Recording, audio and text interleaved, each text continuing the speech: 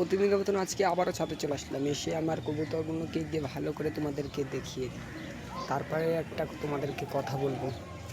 এই কবুতরের মতন একটি কবুতর ছিল, সেই দুটি কবুতর কিনে এনেছিলাম এই হাটে গিয়ে। তোমাদেরকে যারা আমার রেগুলার ভিডিও দেখো তারাই শুধু জানতে পারবে। আমার ওই কবুতরটি মাদিটা পালিয়ে গিয়েছে আর নটটা আছে বাড়ি।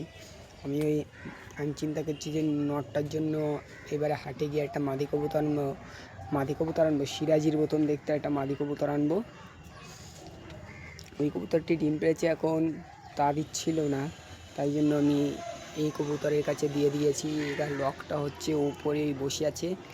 আর আমি এই কবুতরের যেটা আমার ভিডিও যারা প্রতিদিন দেখো তারা জানে যে এই কবুতরের বাচ্চা ছিল, সেইটা আমি ওই সাইডের খোপে দিয়ে দিয়েছি, চাপা দিয়ে দিয়েছি।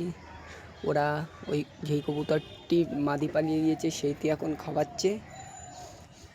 তোমরাই বলো যে আমি কবুতরের জন্য এখন মাদি কিনে আনবো না ওই বাচ্চাটা বড় হয়ে গেলে তারপরে মাদি কবুতর কিনে আনবো, সেটা তোমরা কমেন্টে করে বলবে। এই পর্যন্ত ভিডিও, টাটা, বাই বাই। আর আমাদের ওই বাচ্চা কত বড় হয়েছে নেক্সট ভিডিও দেখার জন্য লাইক সাবস্ক্রাইব করে দেবে।